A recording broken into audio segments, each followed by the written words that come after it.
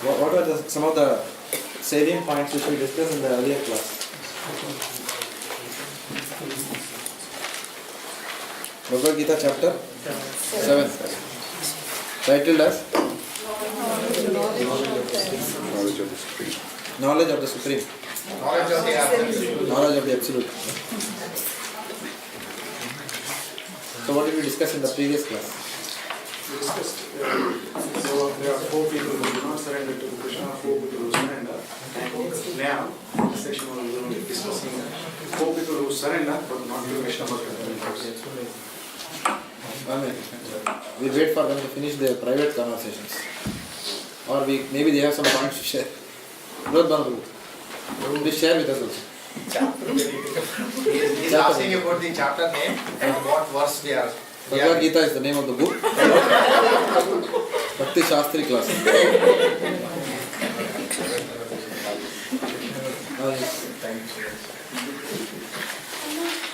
You are ready? Something that he could do for you. When we are fully finished, we will start the class. Done. Okay, very good. So 4 people who surrender but not to Krishna but to demigods. And we discussed a lot about the difference between worship of demigods and worship of Krishna. So we talked about 4 people who surrender, 4 types of people who do not surrender, and then we are talking about 4 types of people who surrender but not to Krishna. In that we saw the first category as people who surrender to demigods, and then we saw what are the benefits as well as the pitfalls of worshipping the demigods. So what are the benefits of worshipping the demigods? Big benefit. Results are fulfilled immediately. Material benefits to it. Whether it is good or bad. The spiritual benefits, obviously. Spiritual benefits. What are the spiritual benefits of worshipping the demigods? If you worship with the clear idea that they are nothing but the representative and they get all their powers from the Supreme Lord, then they will direct you to the Supreme God, just like the 9 Mars, and we also took the example of Pracheta. So the benefit of worshipping the demigod, the spiritual benefit of worshipping the demigod will be derived if we worship the demigods in their position as servants of Without any material, without material motive. Yeah. without any material motive, if you approach the demigod, It's as good as approaching a Vaishnava. Pitfall is, result is binding. Yeah. What are the pitfalls? The result is binding in nature. The benedictions of the demigods bind us to this material world. And they are also time bound. They are temporary, correct. Yeah. Time bound or temporary. And then what else? demigods is a position.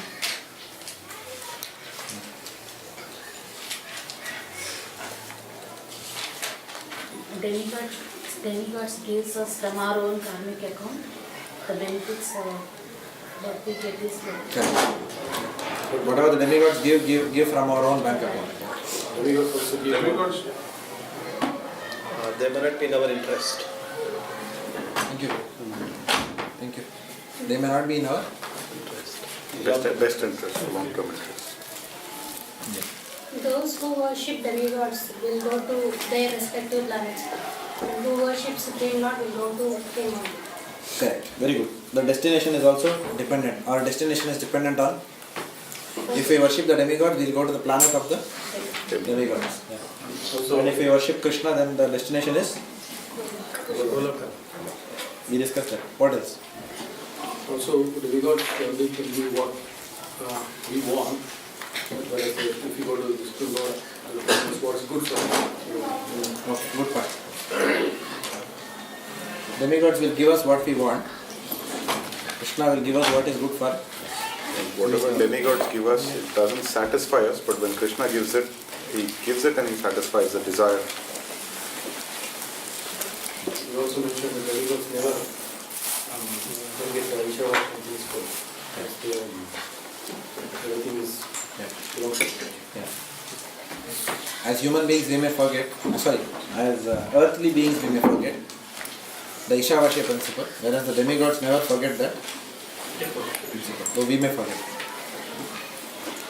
demigods can't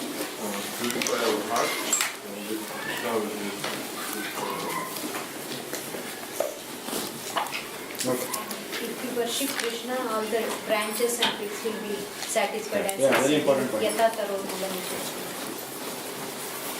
By worshipping Krishna, all the Devi Devatas are completely satisfied. It's a very important point. So I just have a question. I don't know if it's off track, but Go ahead. you know, in Ramayana, how it is, you know, that Lord Ram was worshipping Lord Shiva. You know, when he was about to. So how can we explain someone if, you know, someone puts this question out, you know, to us? So how can we explain that pastime? That what Lord Ramchandra did, you know, worshipping Lord Shiva's again. This was a question which I heard in the first ever Bhaktivedanta program that I attended. I think it was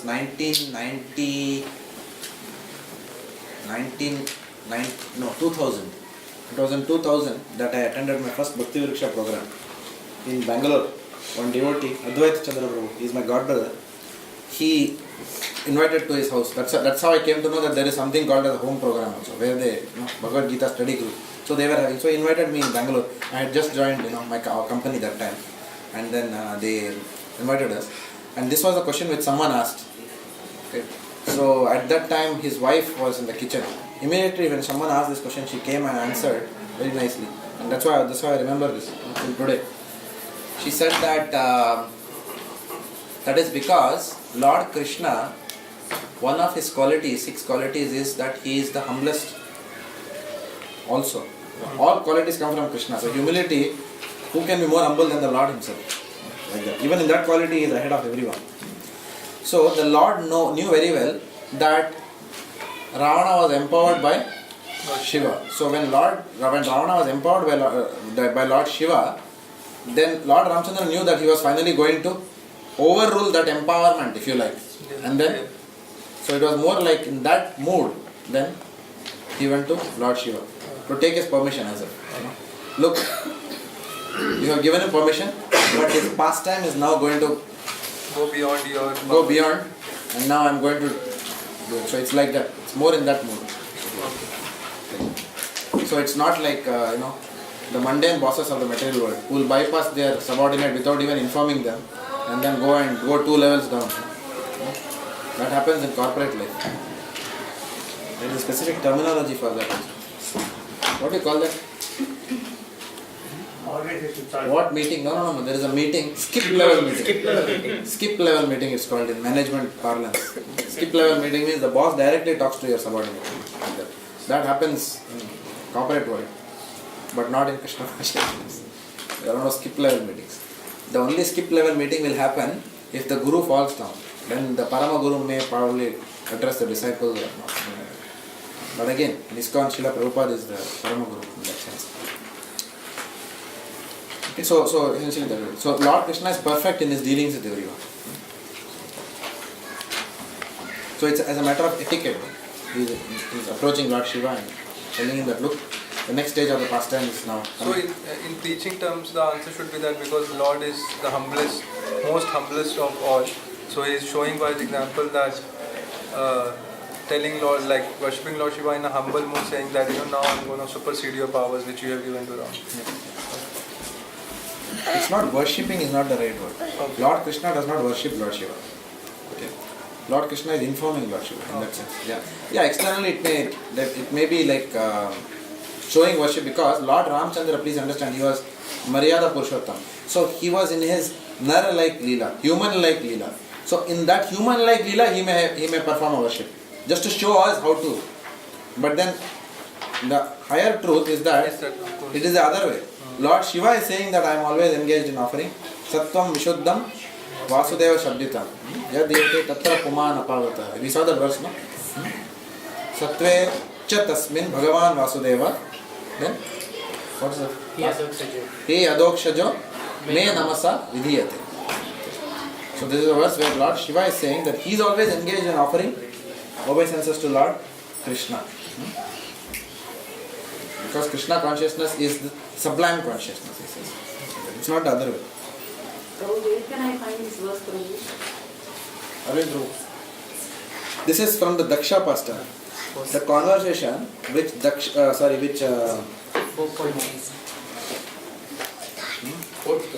which Lord Shiva is having with Sati. 4th canto. I don't remember the verse. Sattvam Vishuddham. Note down and Google. Sattvam Vishuddham Vasudeva Shabditam. These are the first words. If you put Sattvam Vishuddham itself, you will get this verse. Let me see if I have it here. Maybe I have put it in my notes. 4.3.20. 4.3.23. I had it in my notes. I forgot. 4.3.23.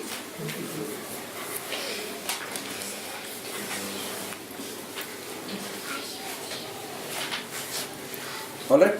Okay, so that was a recap. Now we'll go to the... And then we did, in text 23, we discussed that there is another class of men who surrender but not to the personality of Krishna. Okay? Who are those people? The impersonalists. So let us continue from 24 and today we'll end the chapter. Finally. This is the longest chapter. It's like that soap opera. Kyunki saas bhi bahut thi. Going on and on. You have to put an end now. Of course, Bhagavad Gita can go on and on. You know, but I'm just saying that there is a schedule also we have to meet. Yeah. Any question? Towards the end of the class, you had asked a question and I had said we'll discuss in the next class. Thank you. If I remember, I'll ask again. Just regarding the clarification what Kanadi Prabhu asked to Lord Ramchandra, there is a nice response from Srila Prabhupada to Satsavata Goswami Maharaj. So Maharaj asked a similar conversation of devotion of Lord Ramchandra. So Prabhupada creates a very long reply to Maharaj telling that we should understand the position of Lord Ramchandra, though he was personally Godhead, but he appeared as Bhagavad Purushottam as he mentioned. And then he compares the Leela of the Lord Krishna with Lord Ramchandra. So all in detail it is compared with him. We will forward a similar letter.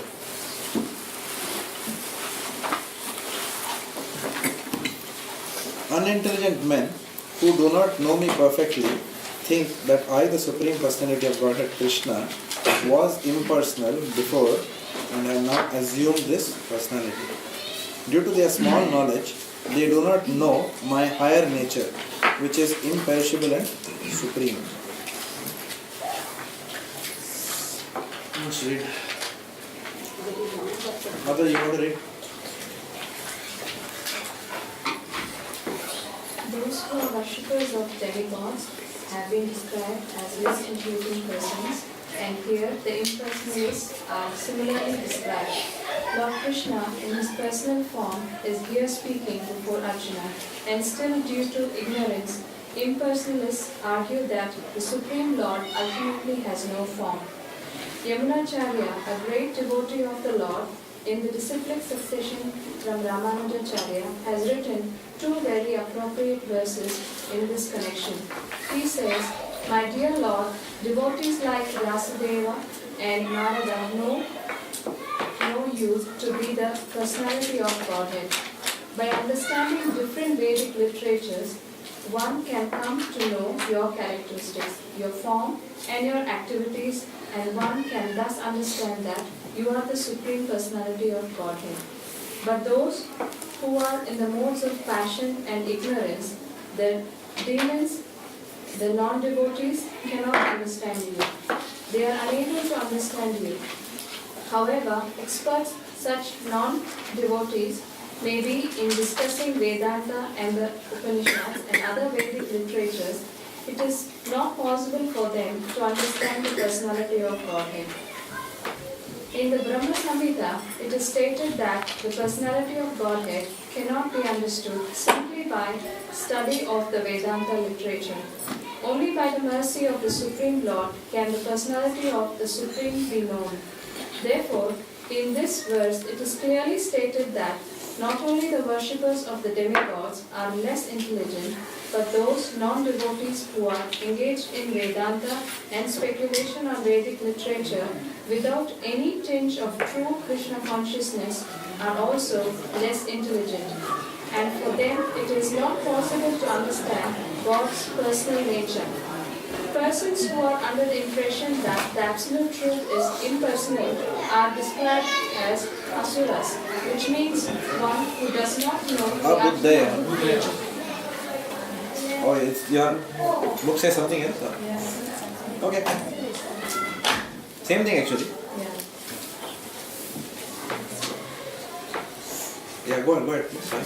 Which means? In Srimad Bhagavatam, it is stated that supreme realization begins from the impersonal Brahman and then rises to the localized super soul. But the ultimate word in the absolute truth is the personality of Godhead. Modern impersonalists are still less intelligent, for they do not even follow their great Predecessor. Shankaracharya, who has specifically stated that Krishna is the Supreme Personality of Godhead. Impersonalists, therefore, not knowing the Supreme Truth, think Krishna to be only the son of Devaki and Vasudeva, or a prince or a powerful living entity. This is also condemned in the Bhagavad Gita. Only the fools regard me as an ordinary person. Okay, thank you. So, Shama, Mataji, you want to The fact is that no one can understand Krishna without rendering devotional service and without developing Krishna consciousness. The Bhagavatam also confirms this.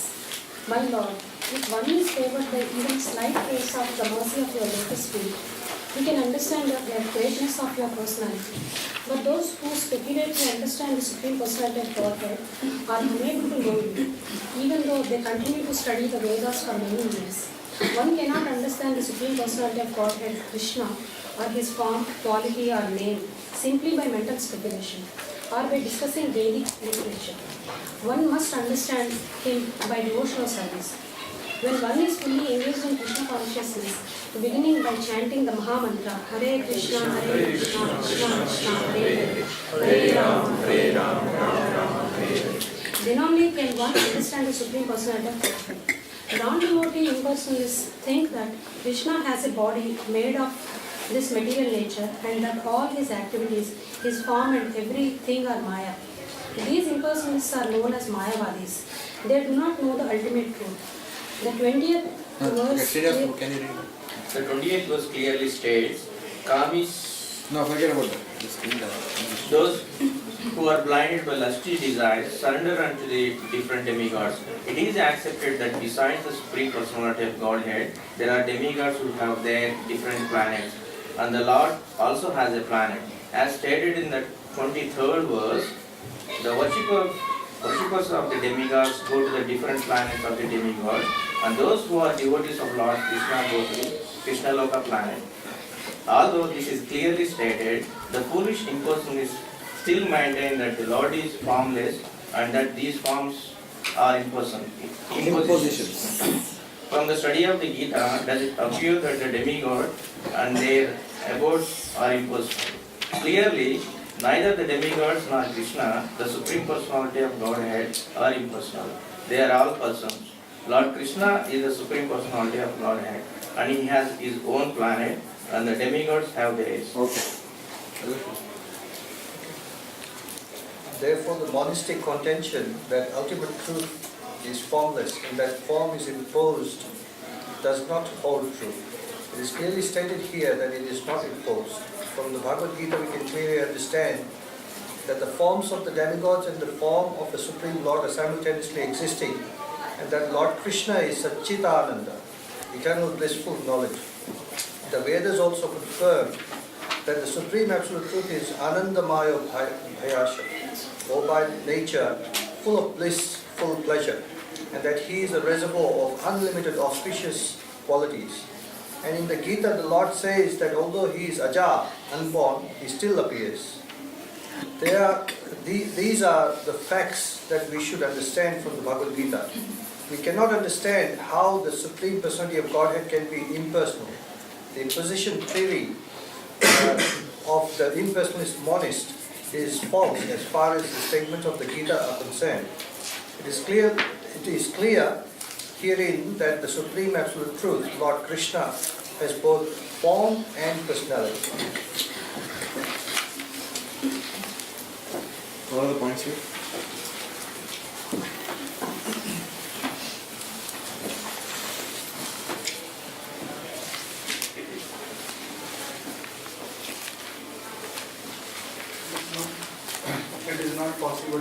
understand the Lord just by mere reading the scriptures or discussing it. Devotional service is the most important thing. Yeah.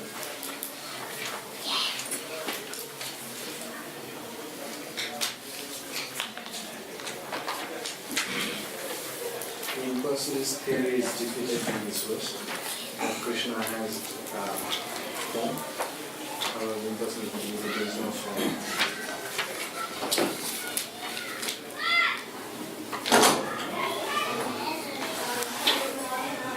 How is it defeated? What is the key point here which Srila Prabhupada is using to defeat the Mayavadis? Personalist or Maya? What? English? Demigods have the planets. He has got form, both form and personality. Correct? Yeah. Yeah, good. Demigods have their planet. Correct. Krishna So has Srila Prabhupada is using that logic. The demigods have their planets.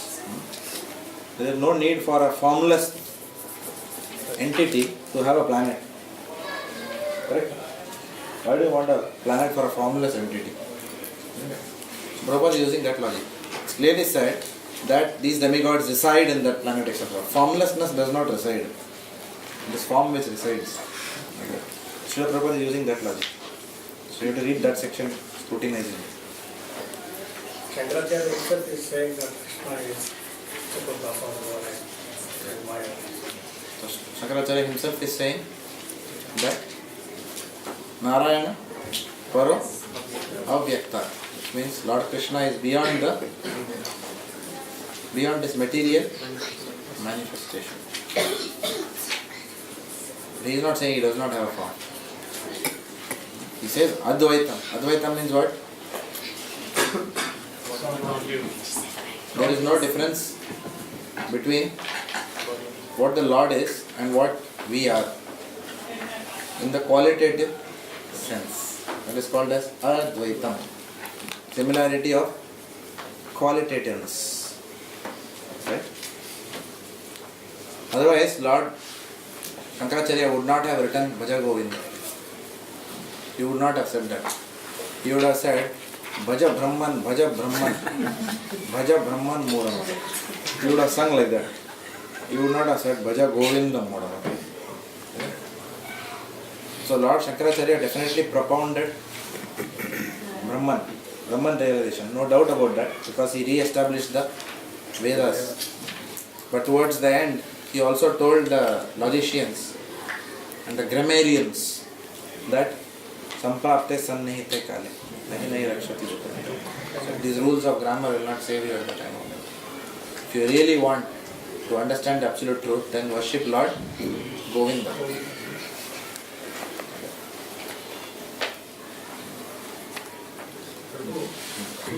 So, Madhvacharya focused on Dvaita faith, which is like focusing on the quantitative difference between the Jiva and the soul.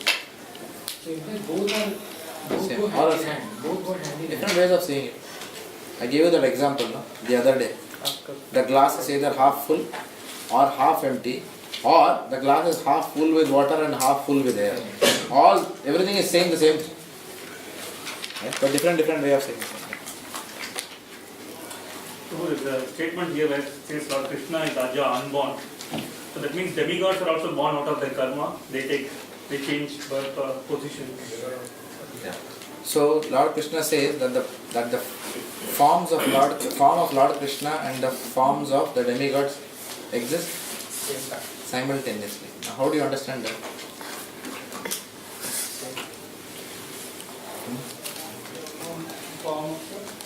The forms of the demigods exist simultaneously. The demigods may not exist forever. Why?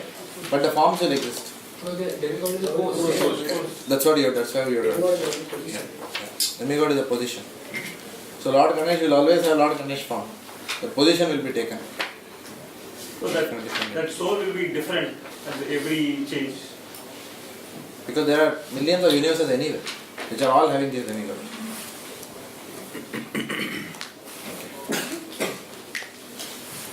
But is the pastime the same, Prabhu? It's just the soul different with the same pastime. getting the Does Lord same. Ganesh Yeah, appear? the pastimes are also, the different pastimes happen. What I have heard from devotees is different pastimes happen, could happen differently in different universes. There could be slight differences out there. I think we discussed in one of the earlier classes that when Brahmaji was on the lotus flower, then in different universes, in different things happen. In one universe, the 200 form comes and gives him Brahma Samhita.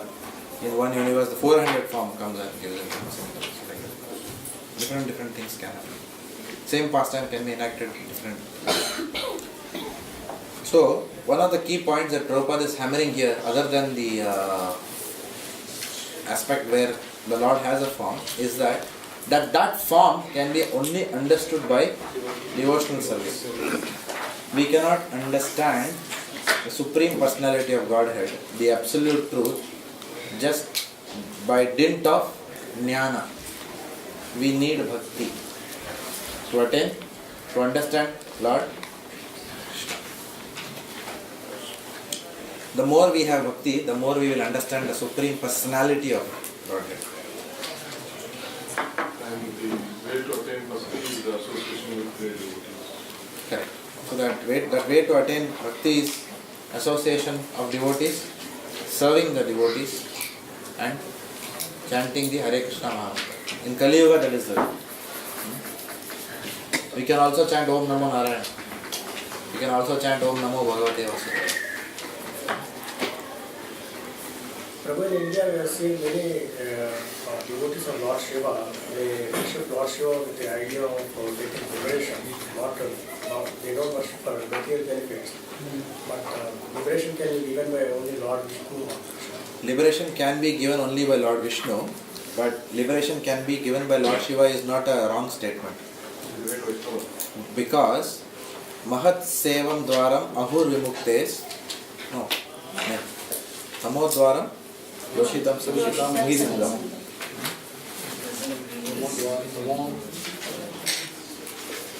Now there is one more version.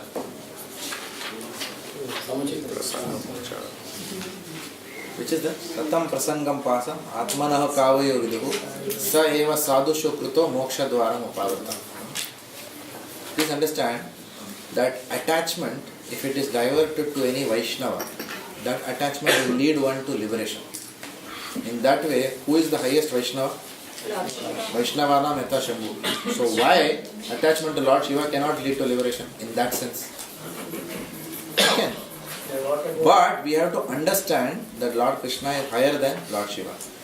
Those fanatics who worship Lord Shiva, thinking that Lord Shiva is the supreme above Lord Vishnu, they will not attain liberation. Okay? Fanatically worshipping or imitating Lord Shiva. Most of these people who say they are worshippers of Lord Shiva, they are not worshipping the Vaishnava aspect of Lord Shiva. The highest worship of Lord Shiva is worshipping Lord Shiva as a Vaishnava. Then automatically one will follow the four regulative principles. What they are trying to do, they are trying to imitate Lord Shiva. Because Lord Shiva, what is the thankless job that he has taken is to go and sit in the crematoriums, right, and deliver the people who are in the mode of ignorance. People, ghosts and goblins, he is taken charge of delivering those kind of people, right? So because of that, Lord Shiva has got certain external traits. There are certain external, the way he does things, no, externally is to associate with those type of people. For example, if one of our sannyasis were to go to an Islamic country to preach, for example, they will not go in sannyasa dress, right? Or taking a danda, or they will grow their hair, wear a cap, put a cooling glass, and cooling glass, not goggles. In my time, we should call it cooling glass. Okay, and they can put a suit and tie and do whatever to go and. So because we have to relate, we have to remove all those obstacles which will come for preaching. No other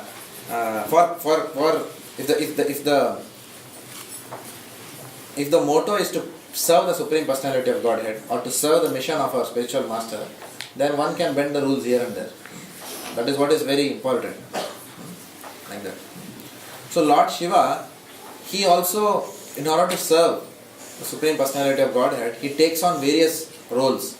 Some of them look a little bit out of place, in the sense that Lord Shiva has got skulls over himself, he's got ash smeared over his body, then he does that damru, he does the Tandav Nritya and all that, which is a bit unusual. But please understand that he is serving Lord Vishnu and he is relating to a particular type of people. But, and he may have ganja also. Lord Shiva can have ganja. He can have anything, we cannot have. Right? He can have ganja to attract. Because he doesn't become subordinate to the ganja. Or he doesn't become an addict. Not like the talap laga and all. He doesn't say like that. Okay. So he is still in control. He just wants to deliver the fallen souls. Okay.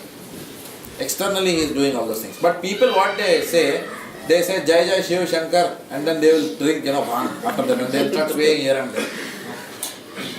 They will imitate him, his pastimes, and they will actually, what happens in India, I know how functions are celebrated, They will say, okay, Lord Shiva worship means, let us drink bhang, and let us have, hookah along with that.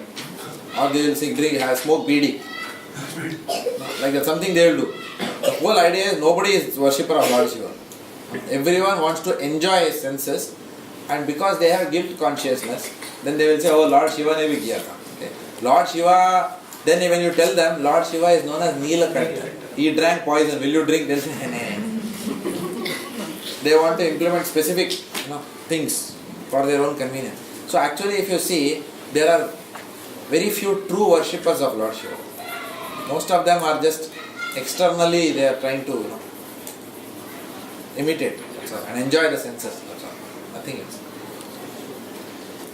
But yes, the answer is, if you are attached to Lord Shiva, then you can get liberation, but we have to understand that very carefully, that Lord Shiva as Vaishnava.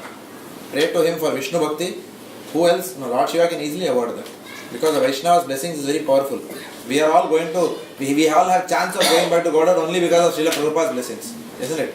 Because of our attachment to Srila Prabhupada, because of our attachment to our spiritual master, we have some chance of going back to, not some, we have all the chance of going back. We will certainly go back if their attachment is genuine and if their attachment is backed by service. So same thing with Lord Shiva.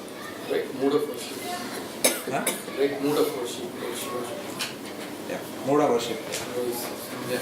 So in a lecture, Govind Prabhu's lecture, Controversies of Mahabharata, he mentions that in his Lord Shiva has his private quarters where he doesn't associate with his hobgoblins and ghosts.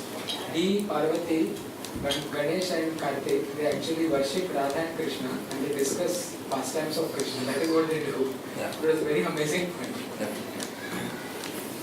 That's another good point also. So with our children we should discuss, we should regularly have Bhagavatam class at home. It is something which we can learn from Lord Shiva. With his two sons, he is engaging them in Bhagavatam study. Otherwise the two sons will go haywire. No wonder Lord Ganesh agreed to write the Bhagavatam later. Otherwise the children will be playing computer games.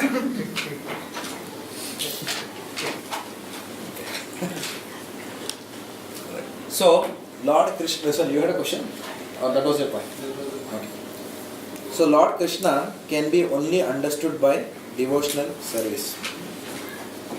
Which means the absolute truth cannot be understood only by knowledge. Bhaktya mam abhijana. Only by devotional service only we can understand.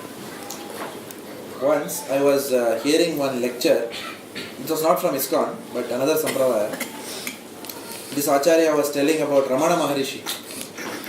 Ramana Maharishi, he gave a very good example. He said that if you have a map, I think I have told this before, if you have a map of going from Bombay to Pune, if you have a map of going from Bombay to Pune or Bombay to Bangalore, you can by hand that map you can become an expert in that map. You know exactly which, okay, from Bombay take left turn here, National Highway 25, take right, go at this speed, go there, and then you will reach Pune. And you can do whatever you want. You can study that map, you can become PhD in the way that you can go from Bombay to Pune. You can take that map, hug it, roll it on the ground in that map, and you can do whatever you want with that map, but you will not go to Pune. Go to Pune, what you have to do? You have to follow the instructions which are given in the map and start driving. Right? Just the knowledge of how to go to Pune will not lead you to go to Pune. There has to be practice. So simple knowledge will not be enough. Simple knowledge then only will give pride. Because when we show off our knowledge, then what will happen? We will get cheap adoration from the innocent public, Prabhupada says. And because we are also fools, we have cheating propensity, then we will start thinking that we are big Vidwan. And then we will fall down after that. So therefore there has to be constant practice. Knowledge without bhakti is useless. Right? So bhakti has to be there. Srila Bhaktivedanta Saraswati Goswami Maharaj gave the most brilliant example of this. He said, you cannot taste the jar of honey from the you cannot taste honey by licking the jar from the outside. If you want to take the taste of honey, you have to open that and then only you will get taste. Nor can you get the taste of mango also by licking it from outside, the skin. Right? Because the taste is inside bhakti process. Jnana is the external part. Jnana is required. Otherwise what will happen is religion without devotion is what? Religion without knowledge becomes sentiment. And sentiment without religion is speculation. Knowledge without whatever. You know what I mean. So mere knowledge without any practice is of also no use. So, just like Lord Shiva, even other demigods can also lead you to Lord Krishna, right? So they are also Vaishnavas. We discussed that earlier. That you can worship the demigods in their capacity of being part and parcels of Vishnu. But please understand, demigods are Mishri Bhaktas. Therefore, there is only to an extent that you can go with demigods. But Lord Shiva, Srila Prabhupada writes, is as good as the Supreme Personality of Godhead. Shiram Yatha Dadi. In Brahma Samhita you will find the description is given. Just as milk is transformed into yogurt. So yogurt is Lord Shiva. So Lord Shiva cannot be put in the same category as other demigods like Lord Ganesh and all those people. Lord Shiva is actually Krishna expanded himself as Lord Shiva for a very specific purpose of serving himself in that sense. So in that sense, if you see in the very high sense, then Lord Shiva is not different from Lord Krishna, if you see. That way even Radharani is not different from Krishna. Radharani is also Krishna's feminine expansion. In that sense. The devotee worships asking, please give me, it's not have any future, but in that aspect, if he is not worshipping the demigod or Lord Shiva, he may not have that benefit. Because as long as he is asking for material benefit, he is going to only get it. If he is. Material benefits, even if you ask for Lord Krishna again and again, to that extent we are only delaying that process. He will deliver us. But the fastest way is to approach Lord Krishna without any material desires. Today Shankarshan Maharaj was giving a very good class he gave at Milpat Bhakti Vriksha program. There Maharaj was saying the shortcomings with, he was talking specifically about Christianity. Christianity actually is a pure religion, he said. Jesus Christ was a pure devotee of Lord Krishna. He did not have any material desires. But modern day, people have completely changed everything. The tenets and all, they are not following. Everything has been completely, changed. The philosophy. So Christianity is now not coming as it is, in its purest, pristine form. Like that. So, he was mentioning that it is mentioned that thou shalt not kill. Thou shalt not kill implies Christianity permits meat eating to some extent. But it is mentioned thou shalt not kill. So if thou shalt not kill is also there and meat eating is also having some relaxation is there for meat eating, what does that mean? It means you can have meat of an animal which has had natural death. You don't kill and open slaughterhouses. To kill and then you eat and then say I am a Christian. It doesn't work like that. Compassion has to be for animals also. Like that. So he was explaining that many things are now completely colored. But there are so many other things also which Lord Jesus said, which people don't want to follow. Like that. So we have to take the message as it is, coming from the disciplic succession. Okay. Anything else? Just a comment, Prabhuji. We can see from Lord Shiva's position that he is the husband of Parvati, who is Lord, she is Maya Devi herself, so he controls her in a sense. So from his position also we can see that. Yeah.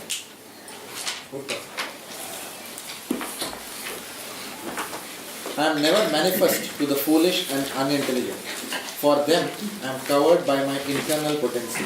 Therefore, they do not know that I am unborn and infallible.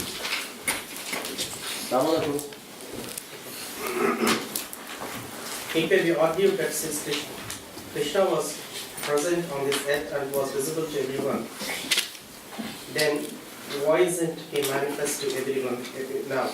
But actually he was not manifest to everyone. When Krishna was present, there were only a few people who could understand him to be the Supreme Personality of Godhead. In the assembly of Gurus, when Sishupada spoke against Krishna's being elected president of the assembly, Bhishma supported him and proclaimed him to be the Supreme God. Similarly, the Pandavas and a few others knew that he was the Supreme, but not everyone. He was not revealed to the non-devotees and the common man. Therefore, in the Bhagavad Gita, Krishna says that, but for his pure devotees, all men consider him to be like themselves. He was manifest only to his devotees as the reservoir of all pleasure. But others, to unintelligent non-devotees, he was covered by his internal potency. In the praise of Kunti, in Srimad Bhagavatam, chapter 1, Canto 1, chapter 8, verse 19, it is said that the Lord is covered by the curtain of Yogamaya, and thus ordinary people cannot understand him. This Yogamaya curtain is also confirmed in the Isopanisad, mantra 15, in which the devotees praise, O my Lord, you are the maintainer of this entire universe, and the devotional service to you is the highest religious principle. Therefore, I pray to you, will also maintain me. Your transcendental form is covered by the Yogamaya. The Brahmajyoti is the covering of the eternal potency. May you kindly remove this glowing negligence that impede my seeing you, your Satchidananda Vigraha, your eternal form of bliss and knowledge. The Supreme Personality of Godhead, in his transcendental form of bliss and knowledge, is covered by the internal potency of Brahmajyoti. And the less intelligent impersonalist cannot see the Supreme on this account.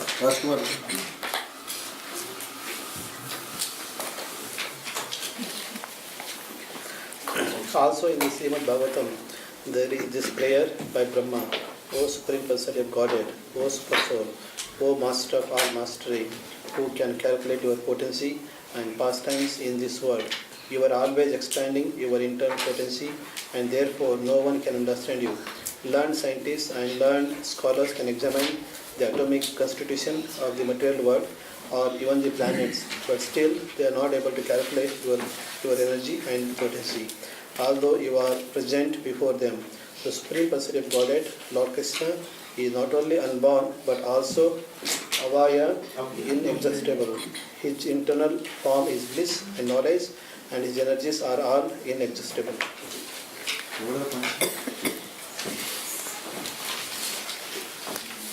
Krishna was visible only to the few devotees, not to everybody.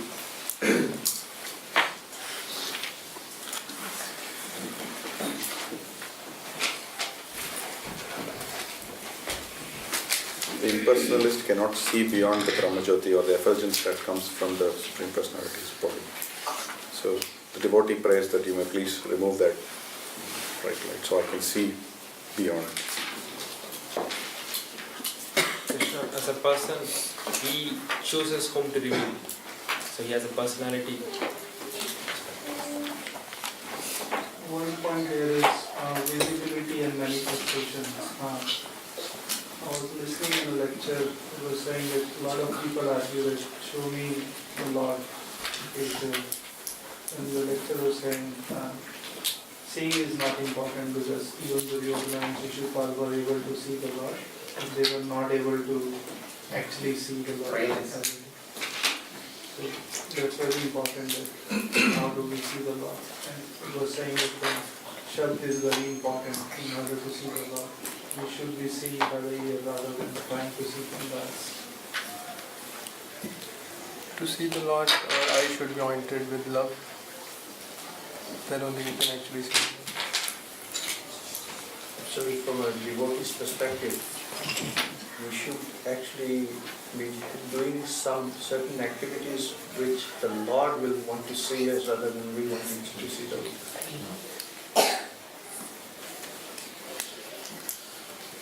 No, Prabhu, in Bhagavatam opens this and the concept of absolute truth and God is are not on the same level. Is it that obviously by devotional service you can understand the concept of absolute truth, but by just by knowledge we can understand the concept of God? We can understand the impersonal concept of God. So that is what Prabhupada says, the concept of God. Prabhupada is talking about Raganuga Bhakti, because the summum bonum of the highest kind of worship is worshipping the Lord in one of the 5 Mukhya Rasas.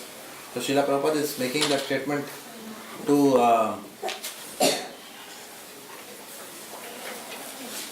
emphasize the importance of Rasa Tattva. For which devotion service is necessary? Devotional service is necessary even to have God realization. But devotional service, when done by forgetting the Godhood of God, will make us realize the absolute truth. Because what is the absolute truth? That Lord Krishna is a cowherd boy. To understand Lord Krishna as a cowherd boy, to understand Lord Krishna, to have a relationship with Lord Krishna as if he were your child, then you need to forget his Godhood. The remembrance of Godhood is rasabhas. It doesn't come, it spoils the entire mellow. If Yashoda mother, instead of being concerned about Lord Krishna, thinks that nothing will happen to Lord Krishna. He can what stones can harm Lord Krishna. Rather than that, she is telling, oh my dear Krishna, he has gone out there. There are wild animals in the forest. There are stones, and my Krishna's feet are very soft. The very fact she is thinking like this, which means she is completely oblivious to the fact that he is the Supreme Personality of Godhead. That is why now if you read this verse, it will make more sense. See the translation. I am never manifest to the foolish and unintelligent. For them I am covered by my internal potency, and therefore they do not know that I am unborn and infallible. So if you really actually observe this internal potency, what is it called as? It is called as Yoga Maya, not Mahamaya. Mahamaya is the external potency. When we say everything is Maya, this material world is Maya, we are talking about which Maya? Mahamaya. But there is a different Maya called as Yoga Maya. The Lord Krishna tells in 15.15 in Bhagavad Gita, further down, Mattaha smritir jnanam apahanam cha. So, from Lord Krishna only we get remembrance, from him only we get forgetfulness. Okay. So, Lord Krishna himself puts Yashoda Mai in forgetfulness of his Godhood to be able to enjoy that relationship. Is that clear? What is it saying in the second paragraph that in the prayers of Kunti in Srimad Bhagavatam it is said the Lord is covered by a curtain of Yoga Maya and thus ordinary people cannot understand him. The Yoga Maya works on devotees.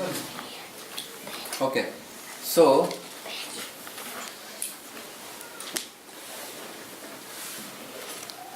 we have to understand that Mahamaya is a subset of Yoga Maya. Yeah. In that sense it is mentioned. So Yoga Maya, listening somewhere it was saying that Yoga Maya never touches non-devotees. So Mahamaya... so you have to understand this in that sense. Yoga Maya is superior to Mahamaya. So Prabhupada is using the word Yoga Maya here. Actually if you see it, because see, it is Mahamaya which prevents people from even accessing Yogamaya. Sorry. It's Yogamaya which manifests Mahamaya such that Yogamaya cannot be accessed. Therefore, Yogamaya can be used interchangeably. That's it. But here the devotees are the one not praying. So if they are praying the... No, it's written in people, ordinary people. It's not talking about devotees. But prayer was done by Kunti Maharani, who was devotee. So Yogamaya is a curtain between the devotees and the Lord. See, another way of looking at why this Yogamaya word could be used is ultimately, even Duryodhana, he don't know the true position of these devotees. Lord Krishna comes down with all his part and parcels here. Hiranyakashipu wanted to kill the Lord. Now what was he under? Mahamaya? Correct. So if you see, there was animosity. It's not always that the covering is only in a favorable mood. Yogamaya can cover even in a for developing an unfavorable mood. When you think, oh, he is my enemy. But for that enemy position also the Lord will choose his devotee only. So in that sense also it is true. So in one sense, if you see Hiranyakashipu, of course we all know he was Jai Vijay, but externally he was an ordinary man. In that sense he was an ordinary man, seeking material, with full of material desires to rule it over the world. So that's an ordinary man. But what covered him? Yogamaya. So he could not understand that Lord Krishna is Supreme Personality. Even he could understand it in that way. So Yogamaya can always be used in substitute of Mahamaya at any point in time, because it's the superset. Okay, so here the covering for Mayavadis is mentioned. So whatever through Jnana Yoga, that means the maximum you can attain is Brahman realization. Beyond Brahman is the personality of Godhead. So Hiranyamayana Patrena. So that covering has to be removed. Only then you can see the personality behind the light. Sometimes even in material life, simple example, if I am standing, the room is very dark, and you say, Prabhu, can you bring some light? And then I say, yes, torchlight. And I put the torchlight directly into your eyes. Full blazing torchlight. So you can, there is a lot of light, but can you see me? No. You can't see me like that. In fact, I have to close the door. Maybe you will be able to see me after that. Or I have to direct that light towards myself. Then you can see me like that. So the Lord, just because there is light doesn't mean that the Lord is revealed. The veil has to be removed and the personality behind that effulgence has to be seen. That's why that Hiranyamayana Patrena is given. So, there is a curtain. Hiranyamaya Patrena means what? There is a curtain of effulgence. Brahman. And behind that curtain is the Supreme Personality of Godhead. That is what is mentioned. And who can be only attained by devotional service. Now, for people who are not devotees, obviously they cannot see beyond this curtain. But does the curtain work both ways? Are the people not able to see the Lord? Or because of the curtain, the Lord is also keeping himself away from the people. He cannot also see the people. That question can come. Does the curtain work both ways? Actors, just like when the curtain is there, the actors cannot see the audience, but the audience also cannot see the actors. So does it work both ways like that? That takes up to the next verse. O Arjuna, as the Supreme Personality of Godhead, I know everything that has happened in the past, all that is happening in the present, and all things that are yet to come. I also know all living entities, but me, no one knows. The question is answered. The curtain doesn't work both ways. Or Krishna knows, but you can't. He can see. Like a tinted window. You can see outside, outsiders cannot see. It's like that.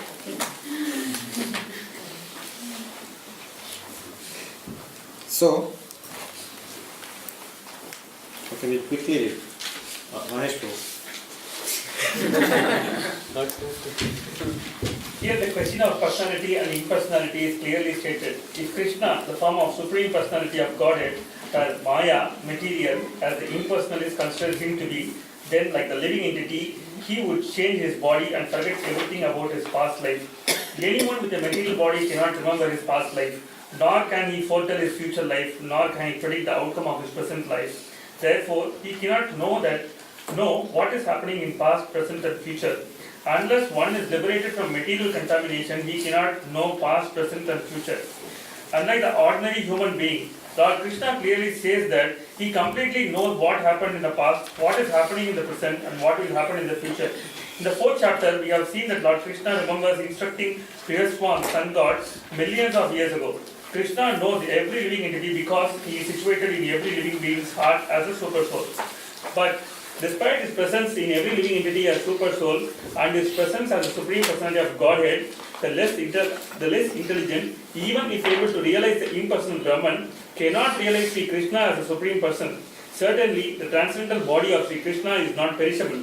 He is just like the sun and Maya is like a cloud. In the material world, we can see that there is the sun and that there are clouds and different stars and planets. The clouds may cover all these in the sky temporarily, but this covering is only apparent to our limited vision. The sun, moon and stars are not actually covered. Similarly, Maya cannot cover the Supreme Lord. By his internal potency, he is not manifest to the less intelligent class of men. As it is stated in the 3rd verse of this chapter, out of millions and millions of men, some try to become perfect in this human form of life, and out of thousands and thousands of such perfected men, hardly one can understand what Lord Krishna is. Even if one is perfected by realization of impersonal Brahman or localized Paramatma, he cannot possibly understand the Supreme Personality of Godhead, Sri Krishna, without being in Krishna consciousness. What are the points?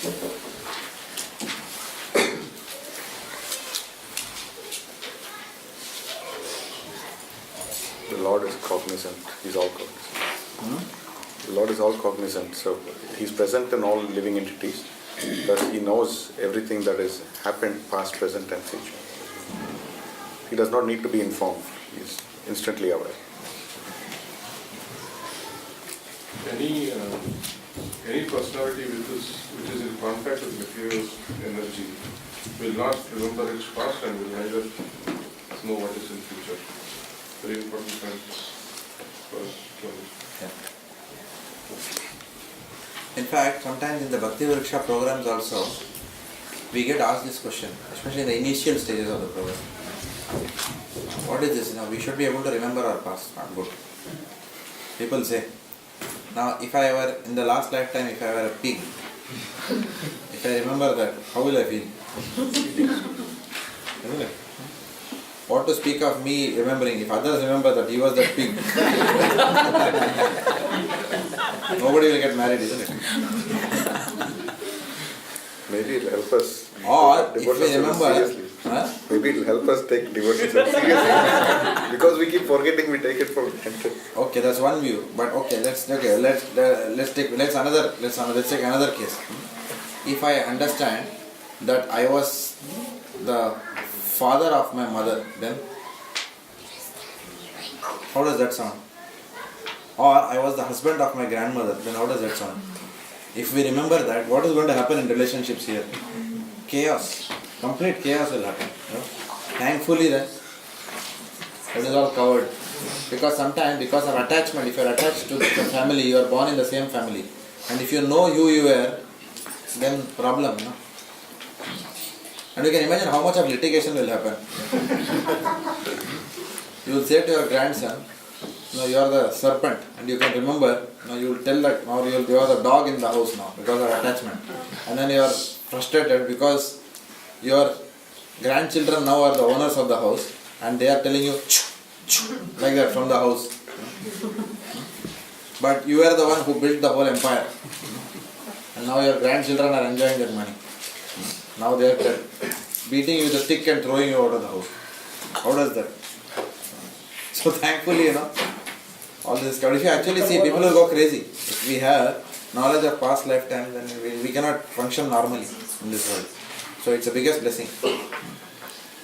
Even in some cases, like maybe it's a mundane example, people do this regressions to, I don't know to what extent it's right, but in the mundane example, I was hearing in a lecture and then sometimes when the past is revealed to them, to what extent it's right or not, but it has an effect on their future life as well, because sometimes they hear that they were being shot very badly or killed very nicely, so it goes into their mental thing and they are not able to perform as better as they were able to do. So there are live examples like that where people have gone through these cases. I remember when I was young, when I was a teenager, I saw a movie called Back to the Future by Steven Spielberg. Have you seen that movie? Yeah. So the guy completely gets confused. He goes back to his past, and so I can't remember exactly, but it was very he had captured that very nicely, very imaginatively. Steven Spielberg had captured that. It was very. 3 parts, 1, 2 and 3. He goes back into the past and his mother falls in love with him and the machine. And then he down, he said, no, you're my mother. Don't do that, Something like that. So it's crazy completely, And that time I was thinking, thank God, his past remembrance. When I was thinking about this, I remember that movie. And that guy gets completely confused, so he comes back into the present then. He can't remain there in that machine, which has been built. Time machine. One question is, you're saying we don't know our past or the future. With some of the astrology and all that, Nadi, whatever they can tell you all these things. So does that make this first para less effective in that way? We are forgetting. All this is saying that you are forgetting. You can know, but to some extent you can. The provision must be given by the Lord. So, Srila Bhaktivedanta VedaBase poses a question. If the jiva is covered by Maya and can fall, can this happen to Lord Krishna also? This is a question which Bhaktivedanta VedaBase is posing. The answer is obviously no, because Maya is subordinate to Krishna. Maya carries out the will of Lord Krishna as per Lord Krishna's instruction. There is a verse also in Brahma Samhita. Shrishti Sthiti Pralaya Sadhana Shakti Reka Bhuvanani Vibhatti Durga Ichchana Rupam Apiyasya Chachesta Tesa. What is the third line, Brother Babu? No, nobody will answer. He will answer.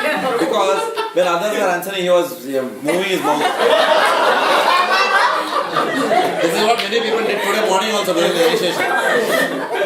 Govinda Hare Krishna, that time they are very loud.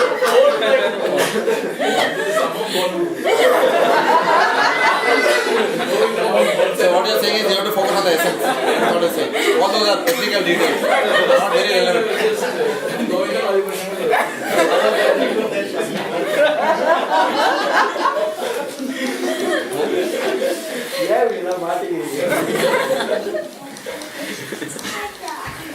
Okay, so there the translation says what?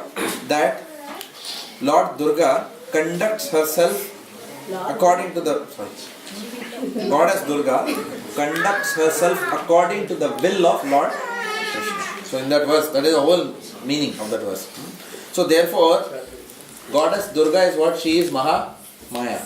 So Mahamaya is subordinate to Lord Krishna. So Mahamaya is always acting under his instruction. Yogamaya is also acting always under Lord Krishna's instruction.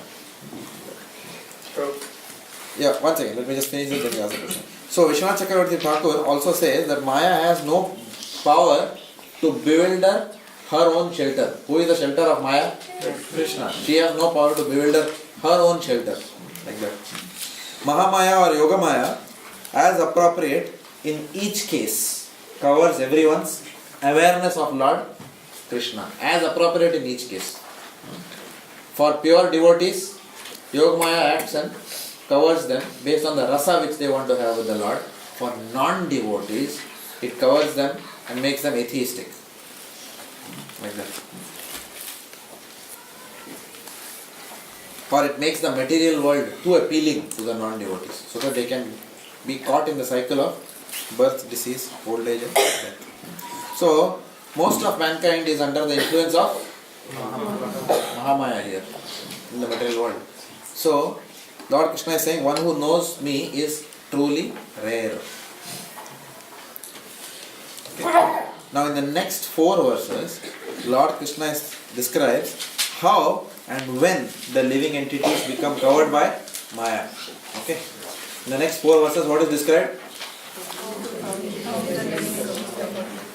Mriti Mataji, in the next 4 verses, what is described? I'm so sorry, Prabhu. Okay. In the next 4 verses, Lord Krishna describes how and when the living entities become covered by Maya. What is described in the next 4 verses? Become covered by Maya. He also explains how they can be free from it. So he explains the mechanism how a jiva is covered by Maya, and he also explains the solution, how to get out of it. There was a question by someone. Probably there will be answer in this following 4 questions, 4 verses that we are going to read. But here it says the sun, moon, and the stars are actually covered. Similarly, Maya cannot cover the Supreme Lord. Right. My question starts from here. By his eternal potency, he is not manifest to the less intelligent class of man. So my point here is that by his internal potency, so the Mahamaya comes from the external potency of the Lord, Bahiranga Shakti. Here he is talking about Antara. Same question Shashi Prabhu also asked. That's what I explained to you. That you can also say that Yogamaya covers everyone. Thinking themselves there, because Mahamaya is a subset of Yogamaya.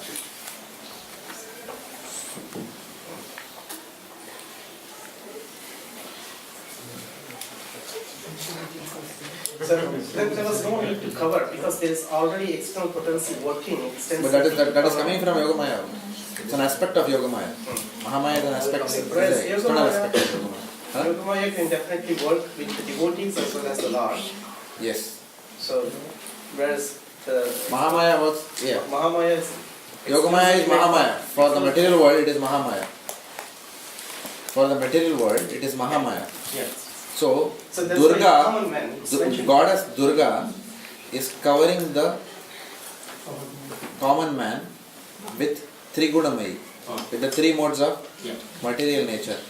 Okay, but she is aware of Krishna.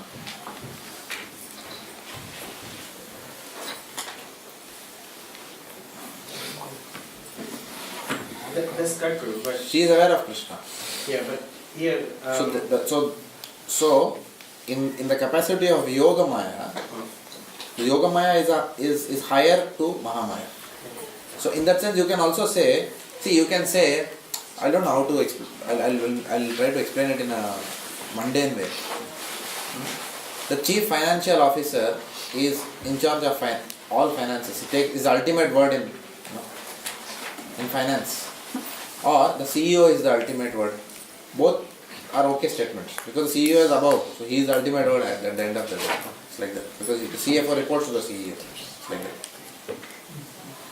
So sometimes the yoga that sometimes interchangeably it can be used. You can say Yogamaya is covering everything. It can be said like that. But you will not say that Mahamaya is covering Yashodamaya. Yeah. You will not say that. But you can definitely say Yogamaya is keeping away all of mankind, away from Krishna. You can say that. Because Yogamaya is a superset. It is high above Mahamaya. Mahamaya is an aspect, external aspect. Yogamaya becomes Mahamaya when in the context of this material world. The job of Maya is to cover at the end of the day. The job of Yogamaya is to cover. It covers the pure devotees and it covers the non-devotees. When it covers the pure devotees, it is Yogamaya. When it covers the non-devotees, it is Mahamaya. Some say Vishnumaya also. In order to cover with Mahamaya, Krishna uses Yogamaya. That's easy to understand. That's a bigger Because everything, all the external potency comes from the internal potency.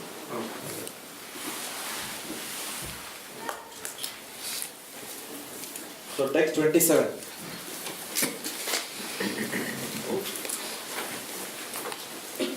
Any question?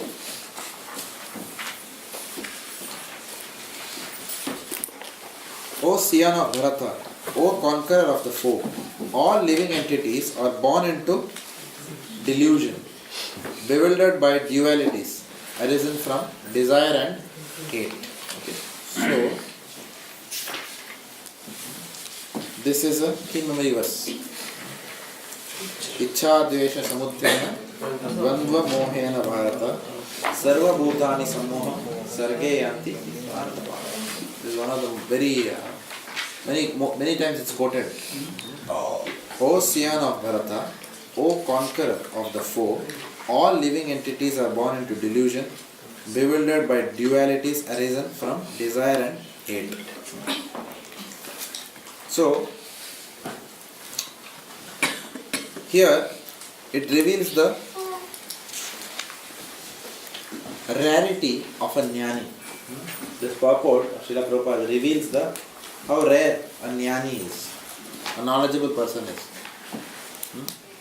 Not knowledge of Java programming, knowledge of spirituality.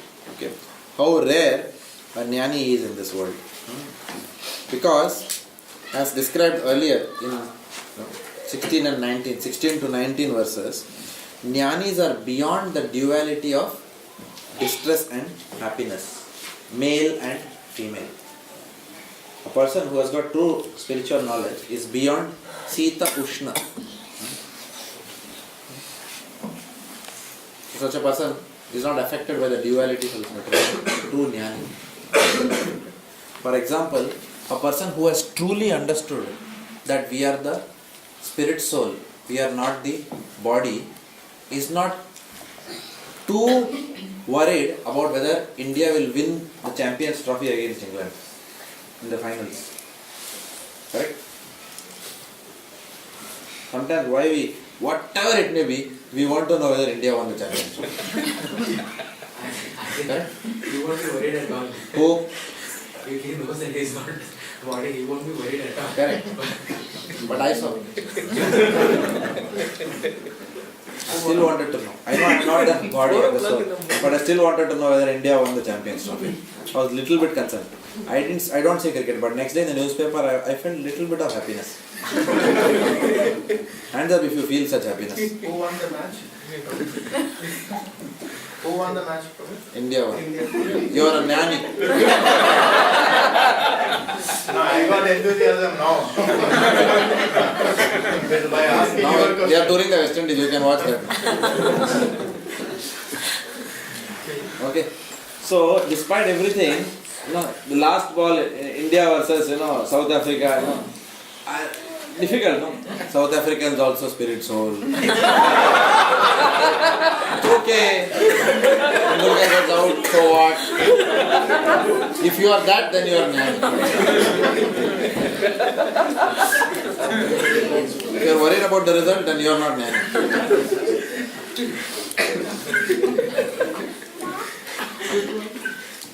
Doesn't mean neutral umpires are jnanis. I'm not saying that. Okay. So this point further reveals the rarity of the jnani. Because jnanis are beyond duality of distress and happiness, male, female and so on. Now, one may ask, because Lord Krishna is saying, O Scion of Bharata, all living entities are born into delusion, bewildered by dualities. Most of us are bewildered by dualities. Ichha Dvesha. We like something, we hate something, we like some country, we hate some country, we like one job, we like one company, we hate another company, we like some type of prasadam, we cannot stand some type of prasadam. Isn't it? So, Ichha Dvesha.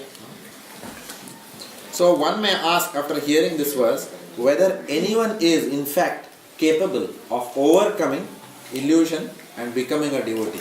Can we ever overcome likes, dislikes and become a devotee who is beyond all these things? Like that somebody can ask. So, Just quick question. In Ichha Dvesha, these were, I thought they were used in terms of we had a desire to enjoy separately from Krishna because we were envious of Krishna.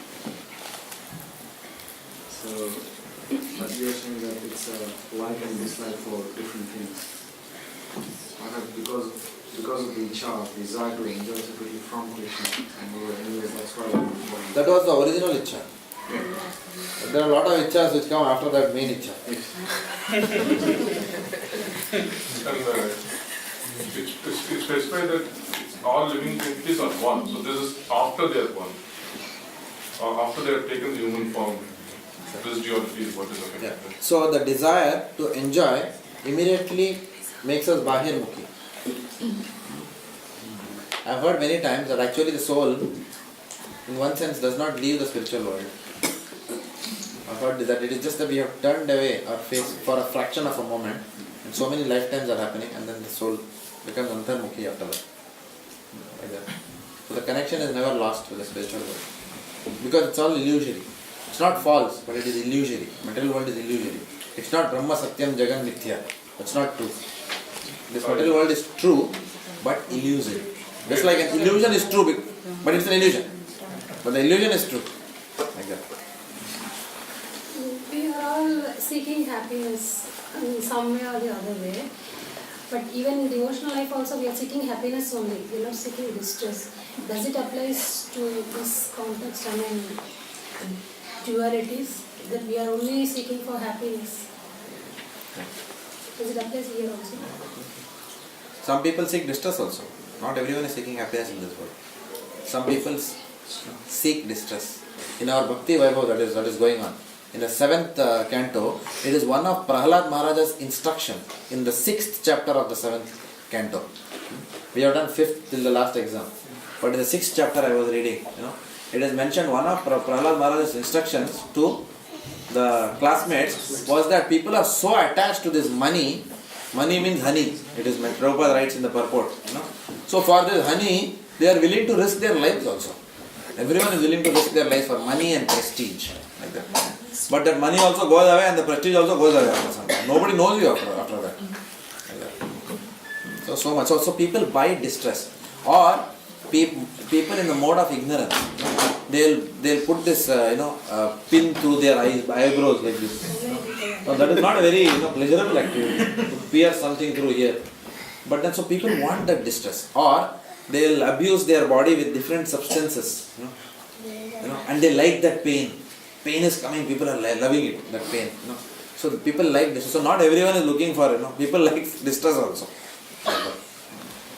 So it's a bit different world we are living in right now. Isn't the nature of the soul is Satchidanand, so another part is the constitutional sort of one of the elements of the nature of the soul, Satchidanand. Yeah. So that another part is there, so that's why soul is necessarily seeking that. Yeah, soul is seeking bliss. Yeah. It's seeking bliss differently, different. Some people seek that bliss in distress, some people seek that bliss in happiness, like that. But everyone is seeking that bliss. Yeah. Some people, they like problems. You see, some people's nature is they like Vanda and problems. They cannot be happy without problems. They say there are too many problems. But when there are no problems, then they will find some problem. They want, so dhundenge. In Tamil, they say, Shande Kiruppa. They will pull you to fight with them. Like that. They'll make some statements and they will pull you. Because they can't just sit like that. Not possible. Some controversy, politics has to be there. Otherwise, it's very boring. Like that. Something has to be there. What is that? Because the soul has not got a higher taste. So the soul wants something. Because of the nature of fighting, they will pull people to fight. Okay. So that is the nature. People are victims of their nature. Cannot sit like that. Okay, so the question. So one may ask whether anyone is in fact capable of overcoming this illusion and distress. Like that. So the Lord is saying, persons who have acted piously in previous lives and in this life, and whose sinful actions are completely eradicated, are free from the dualities of delusion, and they engage themselves in my service with determination. So, pious people are qualified to take devotional service because of their piety. Is that how? Anybody can take devotion. Huh? Anybody can take devotion. How does it work? Apply whatever we told last class. Devotional service cannot be. Correct. Janma koti shukriti na labhyate. You have said that, no? Yeah. Simply because of material piety, one cannot attain Krishna Bhakti on its own. But still, people who are pious have got a good chance of attaining Krishna Bhakti. How? I gave that example also last time, few classes back. Because you are pious, you want to do good for society. When you do something good for society, inadvertently you would serve a devotee. Through that, then you will get Agyata Shakti. And then you will come. That is how we have to understand this verse. Through piety, then you will accidentally come to it. But, so, in itself, piety will not help. But that piety, because that piety attracts a devotee's mercy, then that piety will lead you to. So it's better to be, it's good to be pious. So if you meet someone who is very pious, don't say you are pious. Janma koti shukriti na labhyate. No, we don't talk like that with them. So we encourage that pious nature, but we also channelize that in Krishna consciousness. For example, in my own life, I know, for example, that the person who introduced me to Krishna consciousness, and I truly believe that this is what happened, in my life. I was the last thing I would have thought in my life that I would become is a devotee, as a practicing devotee. The last thing I would have thought in my life. My mind was always like this, how to go abroad, and I wanted to become CEO of some company. My mind was always like this, thinking all the time that how do I go to the top fast, compete and go ahead of everyone. That is how it was. I cannot, mode of passion. Do more, excel, go up like that. So mind was always thinking like that, and then become a big man and whatever, have prestige in society, like that, have a big house, car, I used to see those movies, in English movies also, Hollywood, Beverly Hills, the whole concept was something different, rock music, everything was very, very attractive. Now, with that particular goal in mind, I studied, because I knew that I had to excel somewhere I have to study in a good college, and then I will get a good position, and then blah blah blah. Conventional Indian way, like that. Now what happened was, when I finally, landed up in a prestigious institution, then what happened? My good friend, one of my closest friends, in fact my very best friend, he could not land up there in the same year. But I had a desire that no, he should also be there. He should also be there, because I had some affection was there for each other, like that. So I told him, no, I will prepare you. 1 year, he used to come. I used to prepare him. How to write the entrance exam, how to do the group discussions, how to address tricky questions in personal interviews. All those things is, intense training I gave to him. In the coaching class also, because I used to go to coaching class also. Sometimes they used to call, you come and interview, because the successful students, they call you again to the coaching classes to do all these things. But then in the coaching class, it was not so personal. It was there in a big group you can do. But for him, I was praying also that no, he must get in, because he was genuinely a very nice person. This person, he was very nice. So then what happened in the next exam, he got through. And he was 1 year junior to me after that. But then what happened was, he became a devotee. And he always used to tell me, thanks, for helping me like this, like that. Then he gave me the Bhagavad Gita. And he changed my whole life. I only helped him in one small material thing, but then he completely changed the direction of my life. Like that. So this is called as Agyata Shukriti. Accidentally, I served a devotee. And then he prayed for me. He used to pray. He used to come every time with Mahaprashadam, something he will come to my house and to tell me. Some bahana he will take, but he will come and tell me something about Krishna consciousness. Like that. So then I am very indebted to him. He is in Los Angeles today. I am very indebted to him because he changed my whole life. And just this small thing that I had done for him, which any coaching class could have also done in one sense, but then I got a Sukriti. I also tell you another thing that happened in my life. I was, before coming to ISKCON, I met another, Acharya. His name is Muralidhar Swami. I don't know how many of you know, but he was the one who actually originally taught me the Hare Krishna Mahamantra, like that. So when I was in Ahmedabad, I was doing, one SAP, the first SAP implementation, textile implementation in India for Arvind Mills. So when I was a production planning consultant, Sanjay Lalbhai had put up the new plant in one place. So every day at night I used to come home, in the car after working. Me and the project manager who was there, the customer side project manager. I and he we used to work very hard because both were new in that company. So we had to understand the processes and blah blah. I will not get into all that. But we'll work till 12:30 in the night. That was the bottom line. And 1 o'clock we used to come and eat in one Chinese restaurant in Vastrapur. Where I am, Ahmedabad, near that there is one restaurant. So we used to eat there, in that restaurant. So then I used to ask him, what is the goal of life? And he used to laugh. He said, is this a question you ask at 1 o'clock in the night in a Chinese restaurant? But I used to laugh. But then what happened was, he was a disciple of Muralidhar Swami. I did not know that at that time. He used to play some cassettes and I used to ask him, who is this person? And then he said, he is my Guruji, like that. So then one day he told me, my Guruji wants to meet you. I said, meet me, why? He said, no. I told him, one person is asking question to me at 1 o'clock in the night, what is the goal of life? And when I asked him, I told him just jokingly, but he immediately became grave and said, who is the person asking this question?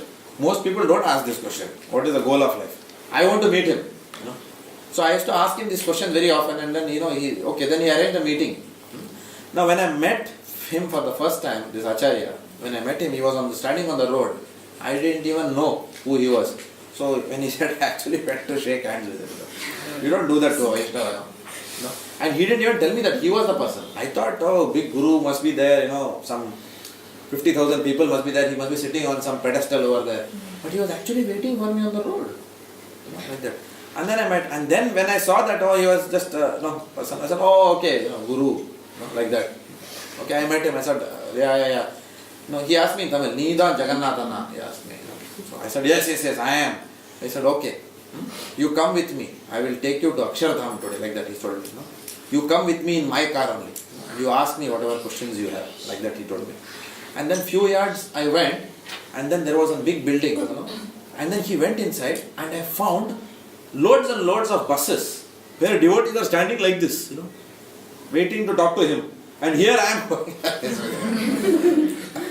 So I was, oh my God. And then I suddenly realized, I am with someone, some big personality now. I am not with some ordinary person like that. And they were all waiting for him. To serve him, they are all waiting like this. Guruji, something like that. So he took me straight up to his room. Nothing, I had no merits. And to tell you very honestly, I was also, like that.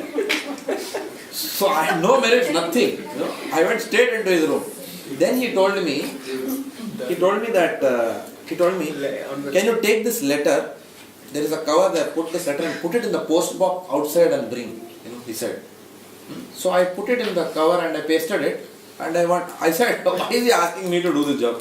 There are 500 devotees standing down, they are waiting for service. He is telling me, you take this letter, you post in the post box. He himself was standing outside, he could have himself put it in the post box. And all these thoughts are coming, what is he doing, like that. And then I put it in the post box and I came, and then he started instructing me. And today, when Prabhupada's philosophy says, Tat vidhi pranipadena pariprasnena sevaya upadek shantitenena jnanena sattvadarshina. My first understanding was in that connection, that he made me do some service for him. At that time. By his causeless mercy, he gave me that service and then he started instructing me about Vaishnava philosophy. So that I am very indebted to him also in my life.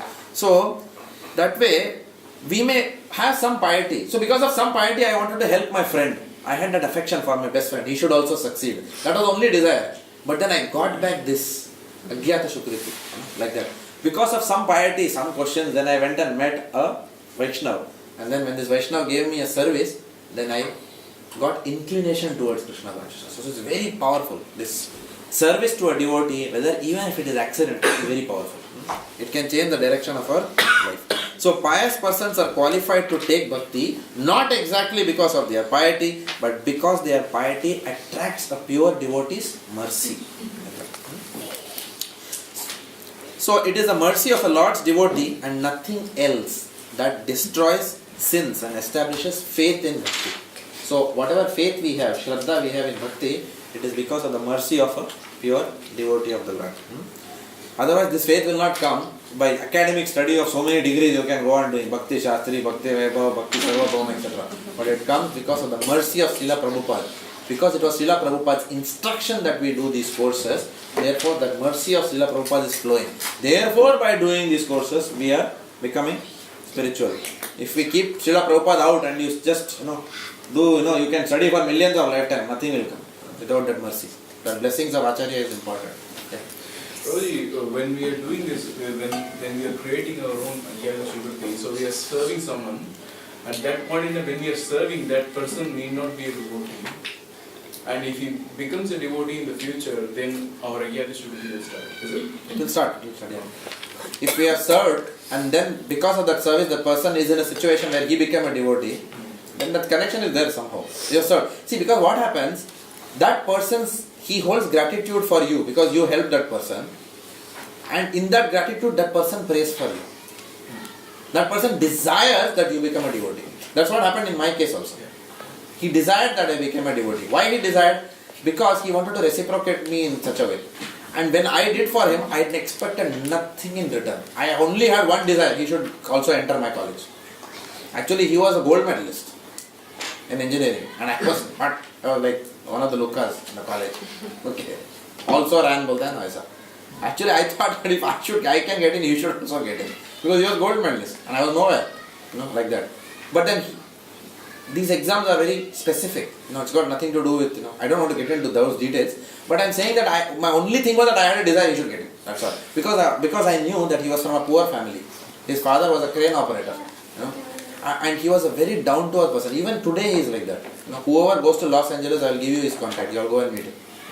His name is Gaurang Prem Prabhu. Like that. You met Gaurang Prem Prabhu, no? Yeah.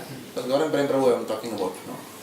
You go to Los Angeles, you see him. You see what an amazing person he is. Very down-to-earth. One day he came to Canada to meet me because he lives in US. But I took him for my programs, etc. But everyone who saw him, a very down-to-earth person. He was always like that in his life. Because he has struggled with poverty in his life. And both children have studied and brought up the whole family. His brother was All India Institute of Medical Sciences, which is, you have to be a PMT top rank holder to get into AIMS. So he was that kind of a person. He became devotee first, then he became like that. And then he gave it to me. He brought me in Krishna Consciousness. In fact, when Giriraj Maharaj and all go, they stay in his house. Even my Guru Maharaj also goes to their house like that. So he's very dear to my spiritual master. So, therefore it is a devotee's business. So what is the context? It is a mercy of a Lord's devotee and nothing else that destroys sin and establishes faith in Bhakti. Now another way of saying it is what? That we should also give our mercy to other devotees. We get mercy by a devotee, but then how do we return that mercy? By giving our mercy to other devotees. We cannot repay Srila Prabhupada. Does anyone think in this room we can repay Srila Prabhupada? No way. Right? But we can repay Srila Prabhupada. How? By assisting him in propagating the mission. So mercy flows and then mercy is given out. And as we continue to give more mercy is flowing. Like that. So therefore, it is a devotee's business to distribute Krishna consciousness. Else, the question is asked, how else will all these living entities who are born out of delusion get a chance? So what is the hope that Lord Krishna is giving? The hope is a preacher, a genuine Vaishnava who is distributing the mercy. Therefore, it is important all of us, especially Grihasthas, to do home programs and start preaching. Many of us are already doing that here in this room. And also it is mentioned, Gurujan Prabhu writes that Srila Prabhupada created that Punya Karmana. Srila Prabhupada created that qualification in his devotees. Because see, these hippies, they were breaking all the four regulative principles. But there was one thing in these hippies, which sometimes I think even I do not have. They had attachment to Srila Prabhupada. We have some attachment, but when I look at myself, sometimes when I do nonsensical things, I think, am I really attached to Srila Prabhupada? But they gave up, they changed their whole lifestyle for Srila Prabhupada. They were attached. Even sometimes when they were breaking the four regulations, one thing was there. They will serve Srila Prabhupada somehow. And because of that mercy, Srila Prabhupada created their qualification. Punya Karmana, created. By giving his darshan and by giving his glance. So many times the spiritual master can bless us by his glance. Like that. Even, we say in Tamil, மகானோட கண் பார்வை பட்டதுனாலே போதும். Just by their glance they can give you mercy. Another kind of devotee, one with mixed intentions, is described in the next category.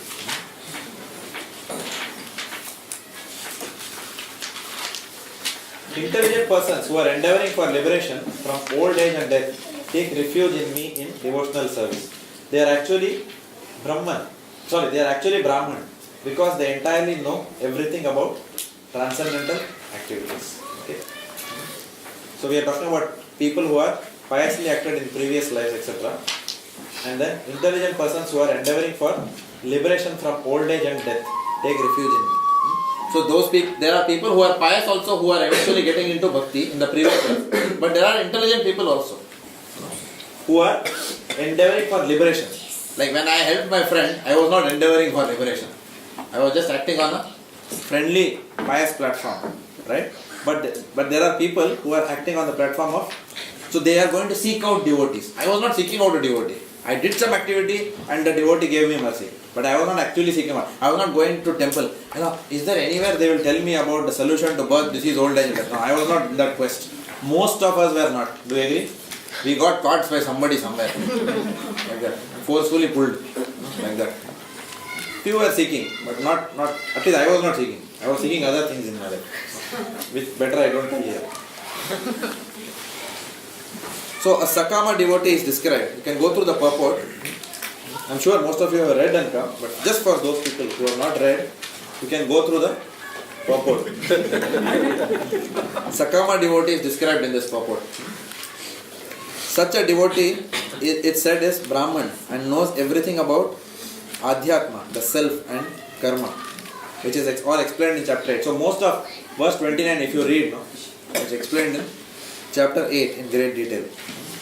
I will not discuss these verses because we are going to see most of this in chapter 8 in detail. So, but I would request you all go through this purport in your spare time.